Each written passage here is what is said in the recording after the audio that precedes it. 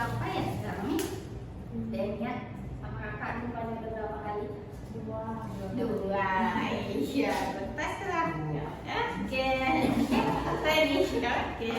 Nah, kan gitu. Sama kakak. Jadi sekarang ya jumpa sama kakak lagi. Tiga di geografi. Nah, oke. Gimana nih kabarnya?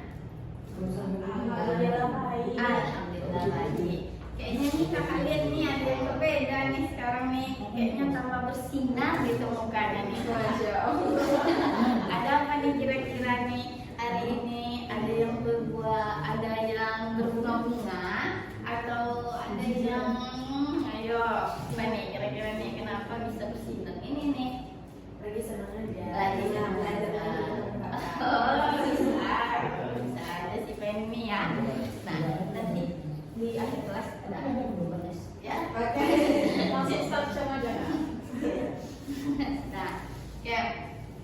Kembali lagi dengan kakak kita di kelas geografi.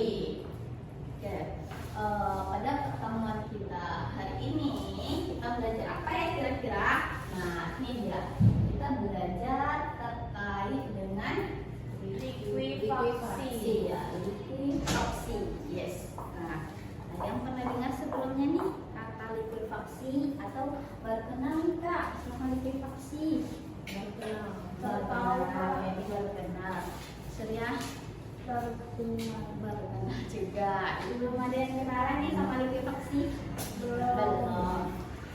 Oke. Nah, sebelum kita kenalan lebih lanjut terkait dengan si likuifaksi ini kita pada siap belajar kan?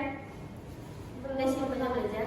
Udah semangat belajar nih kita nih? Udah relax nih otak-otaknya? Udah siap ya? Udah bisa fokus ya? Ya, oke. Nah, sebelum kita kenalan lebih lanjut terkait dengan si topik kita hari ini likuifaksi, coba dulu ada yang tahu air? Air? Iya tahu ya. Yang nggak tahu angkat tangan. Nah, air itu berperan penting di dalam kehidupan sehari-hari. Ya, kehidupan sehari-hari kita. Setuju? Setuju. Ada yang setuju boleh keluar. Ada yang setuju?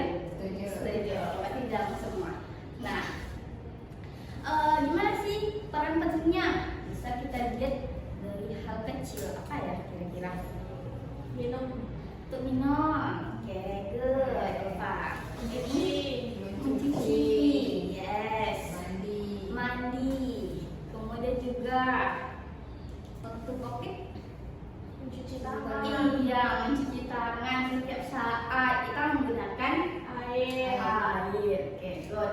Nah, kemudian juga air itu juga berperan cukup besar atau sampai kepada hal yang tidak kita duga perannya itu penting. Apa dia hal yang tidak duga peran penting dari air ini? Dari tahu? Kira-kira tadi yang hal kecil nih tadi mencuci tangan, mandi, minum air, mencuci. Apa lagi ya kira-kira? Itu kan tadi kan yang hal-hal kecil. Nah sekarang yang hal tak terduga yang air nih ya berperan gitu cukup besar ternyata terkait dengan hal yang tak terduga ini yang besar ini. Oh ya, ayo. Kira-kira apa? Tidak tahu? Aku? Nah, ternyata air itu juga berperan dalam hal yang sangat besar yang tidak kita duga-duga terkait dengan peluncuran roket Penny. Nah, kok gimana nih Kak? Peluncuran roket pakai air? Duh, mana lagi nih? Ayo coba ayo, gimana sih fungsinya gitu coba? Apa nih fungsi air terkait dengan peluncuran roket? Ini yang hal besar ya, tadi kan yang hal kecil, cuci tangan, mandi.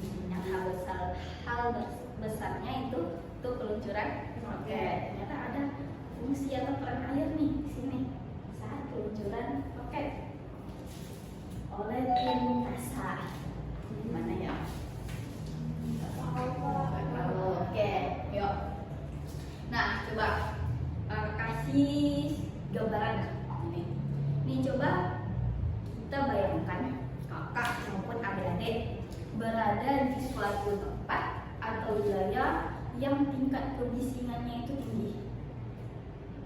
Suaranya itu atau volumenya itu besar. Nah, dah dibayangkan nih? Nah, dibayangkan kita berada di suatu tempat yang suaranya itu bising.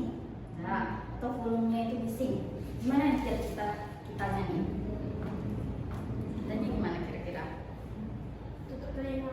Tutup telinga. Kenapa tutup telinga, Ulfa? Bising. Bising. Oke. Jadi tutup telinga. Oke. Kalau Femi? Di tempat bising nih, suaranya kuat nih, volumenya besar. Gimana nih kitanya? Kalau Ulfa tadi tutup telinga, Kak, karena bising. Oke. Kalau Femi? Tutup telinga juga. Oke. Kenapa tutup telinga? Untuk mengurangi kebisingan tersebut, ya. Kira-kira apa yang terjadi dengan bentang telinga kita ya? Sakit, terganggu. Kalau tingkat volumenya itu sangat besar gitu, bisa-bisa bentang telinga kita Pecah. pecah. Iya, nah itu dia. Sama halnya dengan saat peluncuran roket. Nah, untuk meredam hal tersebut, maka NASA melakukan beberapa tindakan atau teknik. Nah, melalui si air ini. Nah, gimana nih? Jadi, pada saat peluncuran roket, itu nantinya akan terjadi ketidakseimbangan dari roket tersebut. Oke, nah dengan adanya air, nah air ini jangan bayangkan air yang dengan jumlah yang sedikit ya, tapi dengan jumlah yang lebih yang banyak, besar. Nah, dengan adanya air ini akan meredam pantulan energi saat peluncuran roket, sehingga ketika roket ini meluncur ke angkasa, itu dia menjadi stabil dengan adanya air tadi. Nah, jadi air dapat meredam pantulan energi saat peluncuran roket, sehingga roket yang ingin terbang akan menjadi stabil. Karena pada saat roket ingin meluncur, itu pantulan energinya tadi mengakibatkan ketidakstabilan dari roket tersebut. Kalau tidak stabil bisa jatuh oleng lagi. Nah, dengan ada air, ternyata dia bisa menyerap pantulan energi tadi, sehingga mengakibatkan stabilnya roket sampai ke angkasa. Oke? Nah, itu yang pertama. Yang kedua, roket pasti ada alat-alatnya ya kan? Di bawah-bawahnya itu roket seperti ini nih. Nah, roket kan? Ini pada roket ya.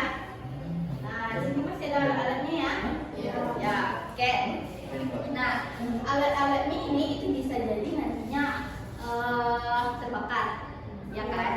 Toh, dengan adanya air ini, berarti apa yang kita harapkan untuk mencegah apa dia? Yes, mencegah kebakaran. Nah, jadi air tersebut nantinya itu dapat mencegah kebakaran dari alat-alat pendukung di bawah roket ini. Nah, paham? Oke, ada yang bisa mengulangi 2 poin tadi? Pertama tadi, fungsi air yes, untuk meredam kebisingan. yes, Yang kedua untuk mencegah kebakaran. iya. Ada lagi tambahan dari Ulfa?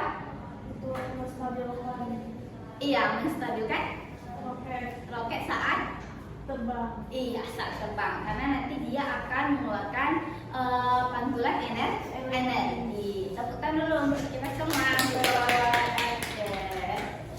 Nah, bagus ya. Terganggu nanti roketnya nih. Nah, bagus sekali gambarnya. Oke. Nah, itu dia tadi beberapa gambaran atau peran air dalam kehidupan kita sehari-hari kita. Oke. Nah, ternyata tidak disangka-sangka nih adik-adik, air juga menyimpan bencana yang besar, bahkan bisa menimbulkan tsunami. Ya, itu contoh bencananya.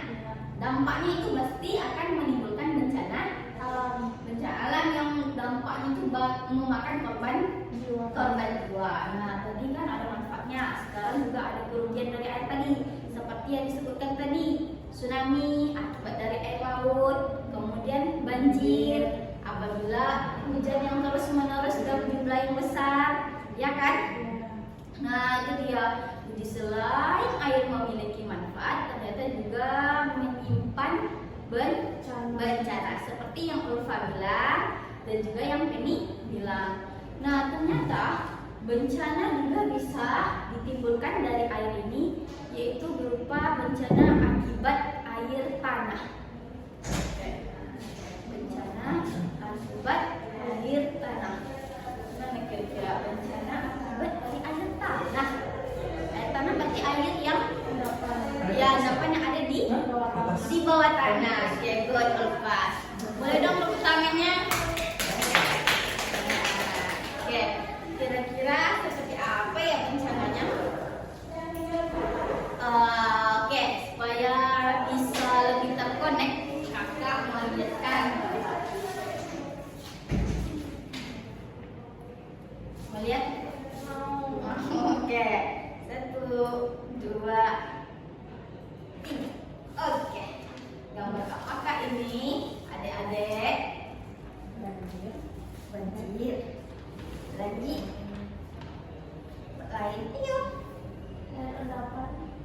Dapat. Coba lihat. Ini apa nih?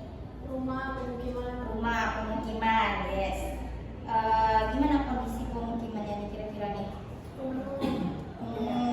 Terlihat kumuh ya, terlihat kayak habis ya, apalagi di bagian tengahnya, ya kosong, terlihat hanya tanahnya. Coba bangunannya atau tembok-temboknya nampak, ada yang nampak. Tapi yang paling umum di sini di gambar yang paling nampak itu apanya? Atapnya, ya kan? Nah, jadi ditanda tanya nih, gimana nih bangunannya kemana nih? Kok kelihatannya atap-atap yang berserakan, ya kan? Nah, ya, oke. Tapi sebelumnya kita jadi yang menduga, lupa bilang tadi bencana apa nak? Tsunami. Oke. Kemudian Penny bilang banjir bandang. Oke. Nah, sebelum kita mengetahui terkait dengan bencana yang terjadi pada gambar yang kakak pegang, ini ada yang tahu bencananya kira-kira di mana? Sumatera Barat. Ini kalau lupa di Aceh. Oke. Nah, apakah benar? Ding ding ding. Ternyata ini adalah di wilayah Palu di mana ya? Sulawesi. Iya, good Penny, Sulawesi. Boleh dong aplausnya. Oke. Sulawesi apa ya kira-kira? Apa itu? Sulawesi Utara, Sulawesi Tengah, Sulawesi Selatan. Oke, apa Sulawesi Selatan? Menurut Penny? Sulawesi Utara. Nah, yang benar adalah Sulawesi Tengah. Nah, jadi wilayah Palu itu berada di Sulawesi Tengah. Iya, Sulawesi Tengah. Nah, oke. Supaya tidak penasaran, nih bencana apa yang terjadi pada gambar kakak ini. Nah, langsung saja kita masuk kepada likuifaksi. Oke, karena hubungan gambar ini terkait dengan likuifaksi. Oke, kita mulai dong.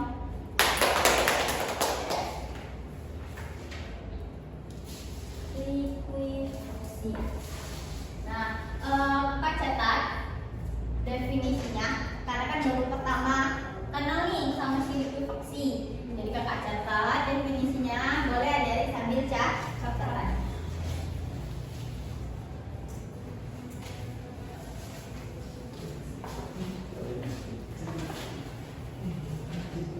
ini papannya ketinggian nih kayaknya sama kayaknya. Suatu maaf ya, dulunya ngebelakangi.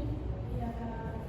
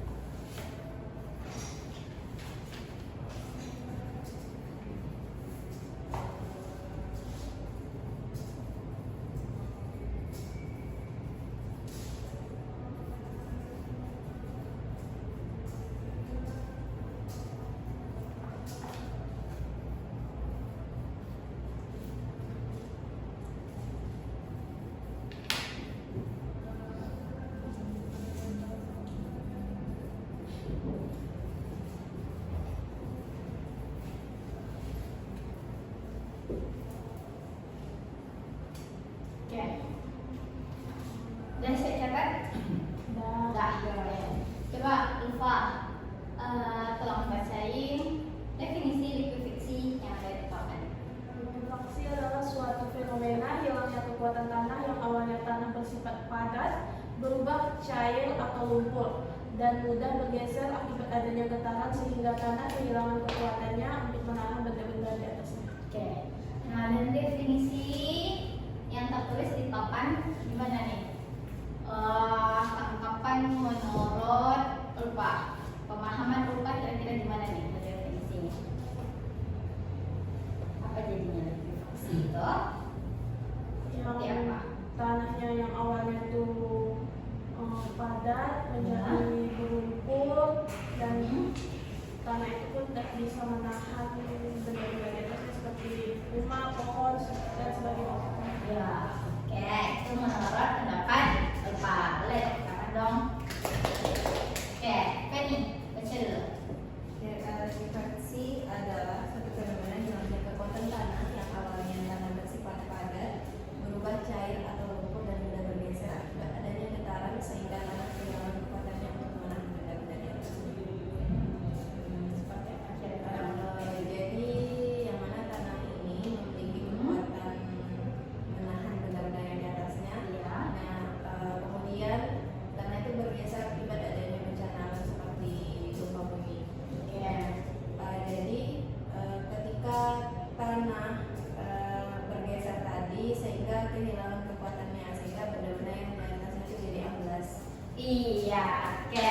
Kan Penny. Nah, oke. Tadi di sini tanah itu awalnya dia padat, kemudian berubah menjadi cair atau berlumpur. Karena apa? Karena bergeser Karena adanya getaran ada yang getaran. Getaran di sini kira-kira seperti apa? kayak gempa bumi. Iya, seperti gempa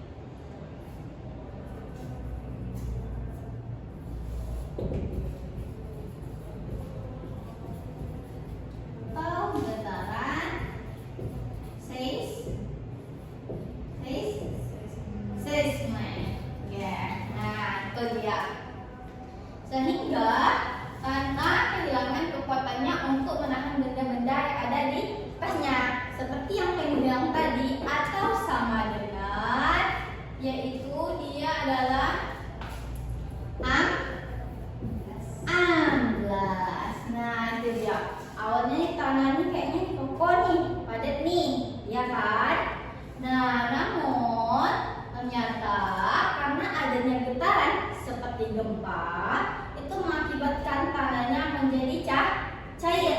Nah, menjadi cair otomatis dia itu ambles ke bawah sehingga benda-benda yang ada di atas permukaan tanah tadi tidak bisa lagi ditahan oleh tanah. Jadi likuifaksi bisa kita artikan sebagai amblasnya tanah. Nah, inilah yang terjadi pada wilayah Palu sehingga bangunan-bangunannya itu tertimbun amblas ke bawah sehingga yang terlihat adalah atap-atap rumahnya. Nah, itu dia bencana yang terjadi di wilayah Palu pada tahun 2018. Nah, dari bencana inilah yang kemudian muncullah si likuifaksi ini. Sampai di sini paham? Tapi maksud si likuifaksi ini udah mulai kenal ya sama likuifaksi? Oke, untuk lebih jelas supaya makin kenal nih sama likuifaksi, maka ada percobaan sederhana yang akan kita cobakan biar lebih paham lagi gimana sih gambaran likuifaksi di wilayah Palu tadi. Oke, coba ambil.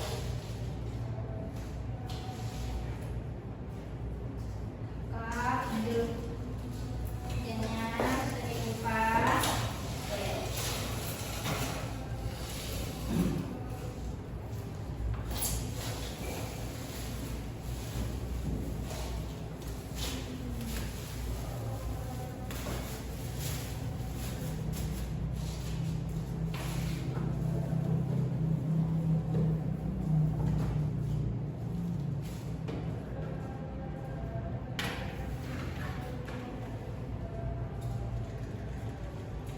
Apa nih kira-kira nih ya? Mau main masak-masak kah kita? Atau mau ngapain nih kak? Mau main mobil-mobilan. Nih ada sampan pula nih mau buat kue nih kira-kira nih. Ada pengancam. Oke. Nah ini dia media percobaan yang akan kita cobakan. Kita coba ke 2018 terkait dengan likuifaksi yang ada di Palu. Nah, kakak maunya minta tolong boleh?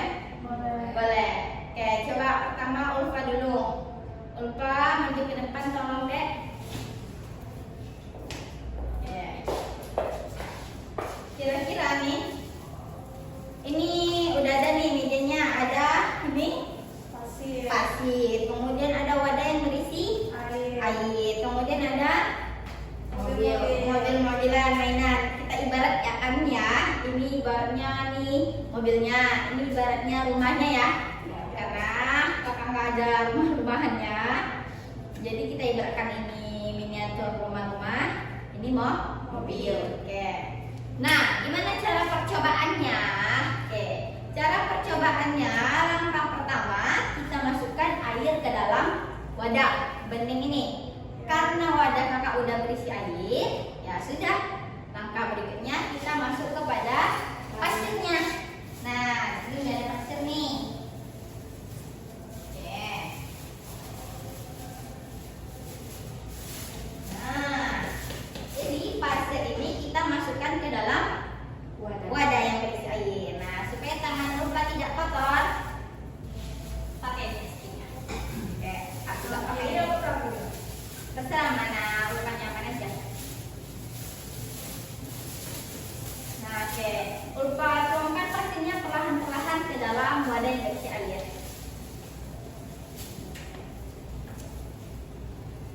Ini perhatikan dulu.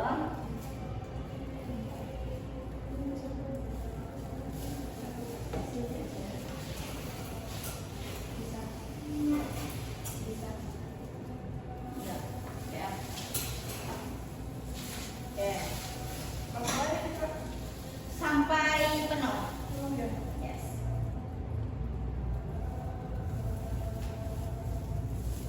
Oke, boleh kakak bantuin. Tuangkan.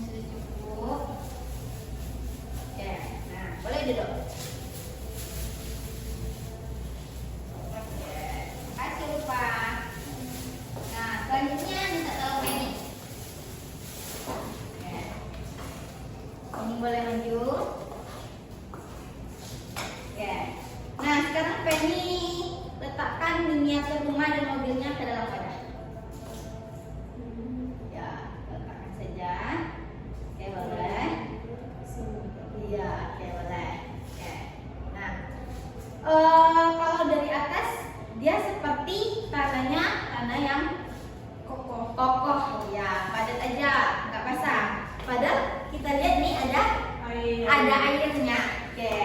Nah, oke. Jadi ini kita umpamakan sebagai wilayah yang di Palu tersebut. Nah, jadi ini dia. Nih ngacaunya ini kita ibaratkan sebagai getarannya atau Gempa. Oke, sekarang Penny pukul wadahnya ini. Ibarat gempa, pukul aja. Ini boleh sampai. Oke, kuat. Bukan marah Penny di sini. Kuat.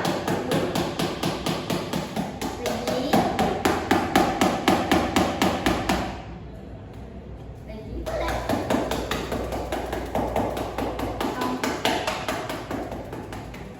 Kuat. Ada yang membuat Penny marah, kuatkan aja.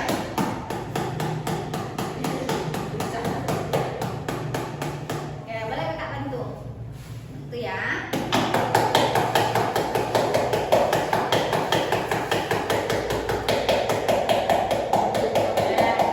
Airnya udah naik ke atas.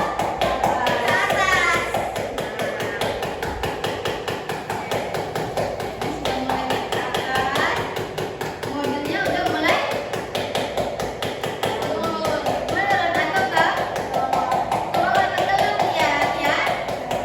Nah, oke kita cukupkan. Nah, terlihat pada mejanya ini airnya mulai ke atas, sedangkan mobilnya itu udah mulai tenggelam sedikit separuhnya. Kalau kita tambah lagi kita nih tenggelam lagi.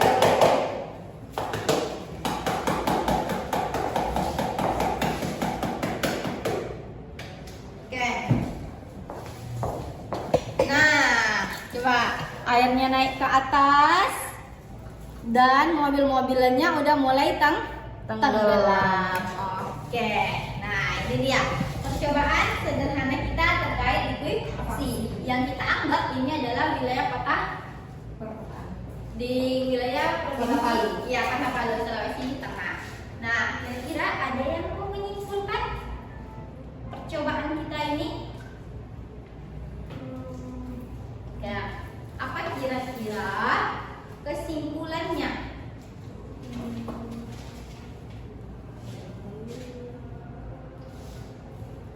Ya. Karena ada getaran akan mengakibatkan benda-benda di atasnya keras. 11. Oke, itu mana Rod? Tepat. Tepuk tangan dulu. Pas selesai dong. Oke. Mana Penny? Apa kira-kira?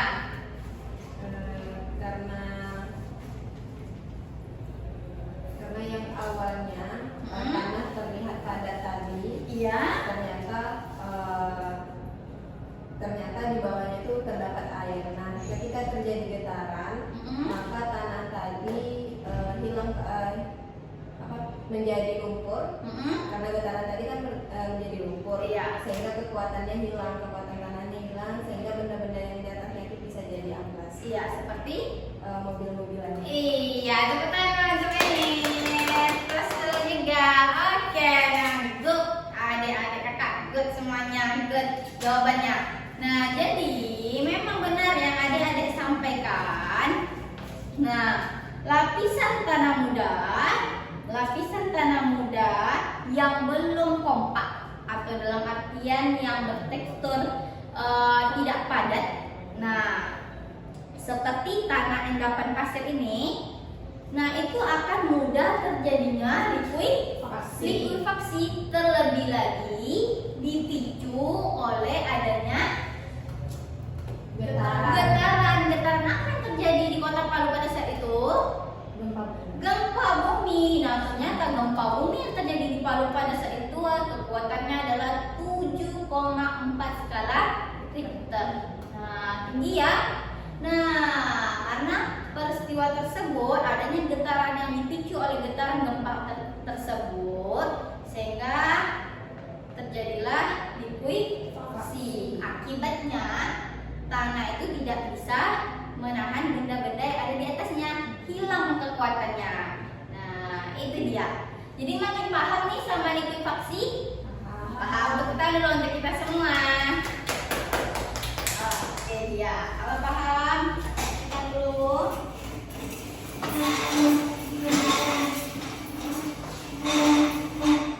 Oke. Nah, oke. Coba kita lihat lagi di kotak palu tersebut. Nah, kok bisa nih terjadinya likuifaksi ini? Kira-kira kondisi fisik atau kondisi geografisnya itu seperti apa sih kira-kira? Ada yang tahu?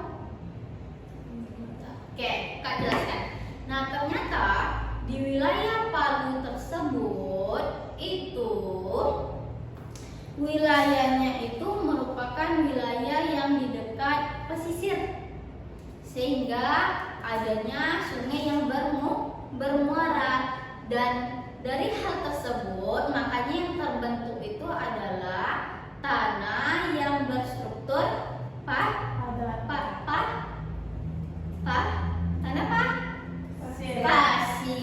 Nah, itu dia. Jadi karena kota Palu tersebut itu di dekat pesisir, sehingga adanya sungai yang bermuara, sehingga tanah yang terbentuk itu adalah tanah yang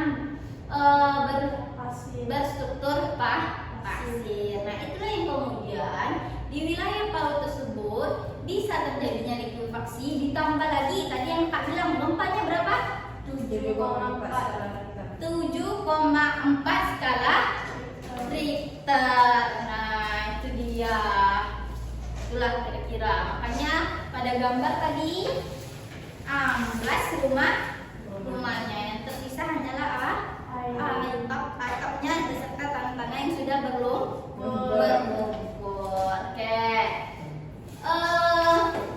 Nah, perlu juga adik-adik ketahui bahwasannya likuifaksi ini itu tidak hanya terjadi pada tanah muda seperti struktur yang berpasir tadi, tapi likuifaksi itu juga dapat terjadi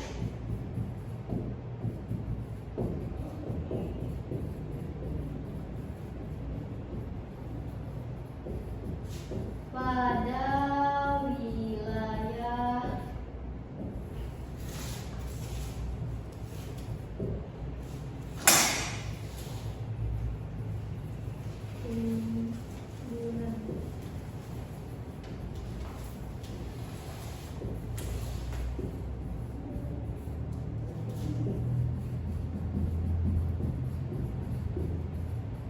Oke, nah ternyata likuifaksi ini tidak hanya terjadi pada tanah yang endapan sedimen pasir, tapi juga pada wilayah yang dimana wilayah itu adalah hasil dari tanah timbunan, dimana dulunya di situ entah itu rawa atau di situ adalah pantai, kemudian ditimbun, sehingga tanah yang terbentuk itu merupakan tanah yang tidak kokoh. Nah, itu bisa juga memicu terjadinya peristiwa likuifaksi tersebut.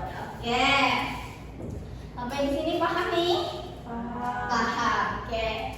Nah, jadi yang menjadi pertanyaan sekarang, gimana ya upaya kita supaya likuifaksi ini bisa diminimalisir atau kita mencegahnya, upaya pencegahan. Apa kira-kira supaya kejadian likuifaksi ini tidak terjadi lagi? Kan banyak tuh tadi digambar korban jiwa di mana-mana, bangunan ambruk. Gimana upaya kita mitigasi yang dapat dilakukan supaya kita bisa menghindari bencana likuifaksi ini? Oke, kasih tahu. Nah, saat melakukan pembangunan di suatu wilayah, pasti ada perencanaannya dulu kan? Yang kita kenal dengan perencanaan tata ruang. Nah, ketika dilakukan perencanaan tata ruang, maka oleh suatu pihak atau instansi tersebut harus apa? Meneliti secara mendalam. Apa yang diteliti? Iya, struktur tanah, ya, struktur untuk ini. Nah, gimana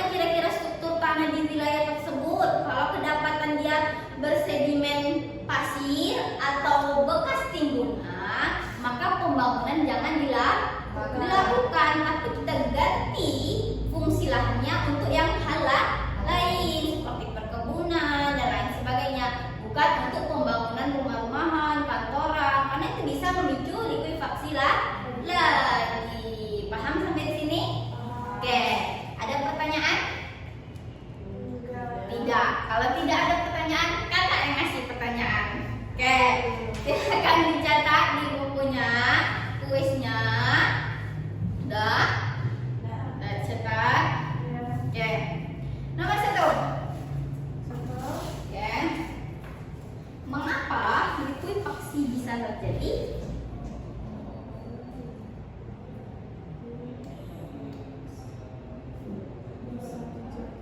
Nomor 2. Kenapa likuifaksi bisa terjadi di Kota Palu?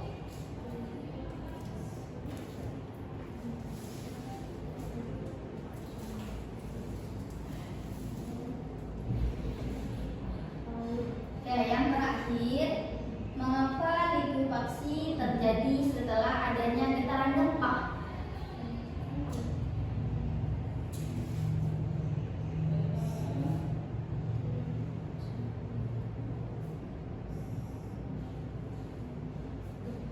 Iya, oke. Kakak tunggu 5 menit bisa? Bisa. Bisa. Oke, silakan dikerjakan. Oke.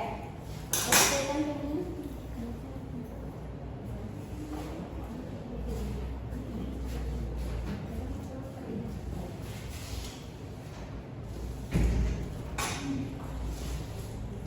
Oke.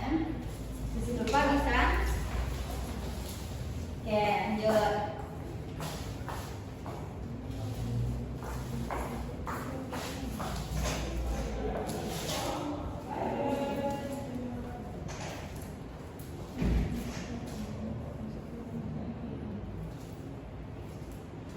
Oke, Kak tunggu ya.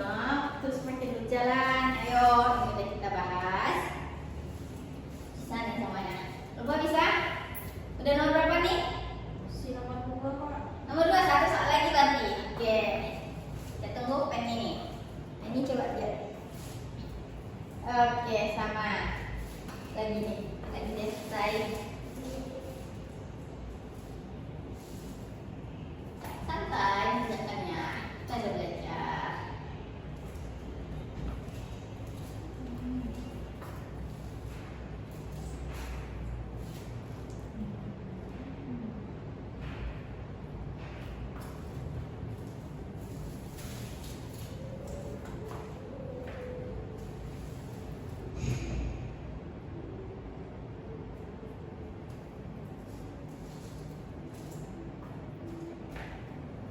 Ada kendala lupa? Tidak. Oke, semangat sekali lupa. Oke. Fokus sekali lupa seperti di COC. COC ada kayak saya, Kak.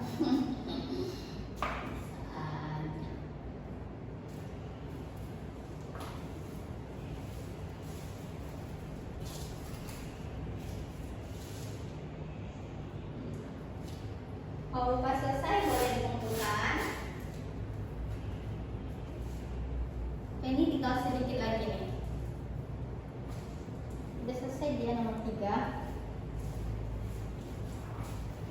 Kak, nggak ngerti nomor 3. Apa itu kuisnya? Mengapa likuifaksi terjadi setelah gempa? Iya, oke. Ya. Jadi likuifaksi itu dia bisa naik air tanahnya ketika adanya tadi getaran, sehingga tadi yang awalnya tanahnya wujudnya padat kemudian berubah menjadi cair. Kenapa bisa cair? Karena tadi didahului dengan getaran tadi. Oke? Boleh dijabarkan lagi menurut kata-kata ulang.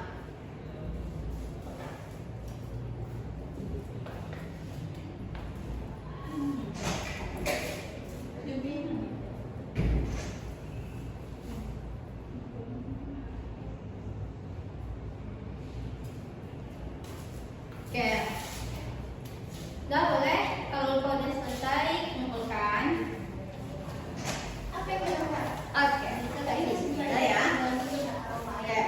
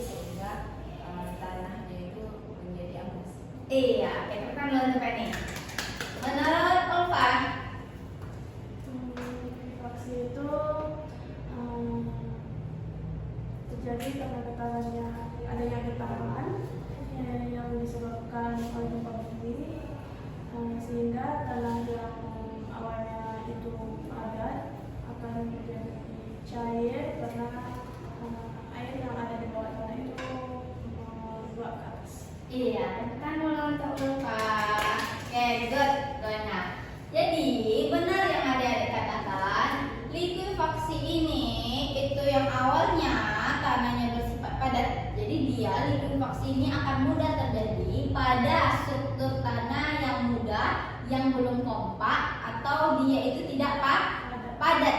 Nah, kemudian dengan adanya getaran seisme atau gempa, ini akan memicu kembali terjadinya likuifaksi. Jadi kakak ulangi, likuifaksi terjadi pada struktur tanah yang muda yang belum padat atau belum kompak, terpicu oleh adanya getaran gempa bumi atau getaran seisme, sehingga tanah tersebut kehilangan kekuatannya dan tidak bisa menahan benda-benda yang ada di atasnya. Oke, beri tepuk tangan untuk kita. Nah, oke. Kira-kira nih, ini kita udah berada di akhir nih pembelajaran. Kakak mau kasih start time dulu nih untuk Surya Upa dari awal sampai akhir tadi. Kakak kasih berapa ya kira-kira? 10. Yakin? Kakak kasih 9. Tepuk tangan Surya Upa. Oke, selanjutnya untuk Penny. Berapa Penny? Kakak kasih juga, yaitu adalah 9,5. Oke, tepuk tangan untuk semua. Nah, oh iya, absen dulu. Hari ini datang semua ya? Datang. Ya, oke. Good. Boleh dong tepuk tangan kalau udah hadir. Oke, nah berarti cukup sampai di sini kelas geografinya. Semoga bermanfaat bagi adik-adik, juga bagi kakak pembelajar kita terkait dengan likuifaksi. Jangan lupa dibahas lagi materinya di rumah untuk menyambut kelas selanjutnya pada materi selanjutnya. Itu kakak tutup dengan Alhamdulillah. Assalamualaikum warahmatullahi wabarakatuh. Oh iya, rating kelas kita berapa ya? Oh iya, jangan lupa rating kelasnya itu di HP-nya masing-masing. Berapa kira-kira nanti? Silakan adik-adik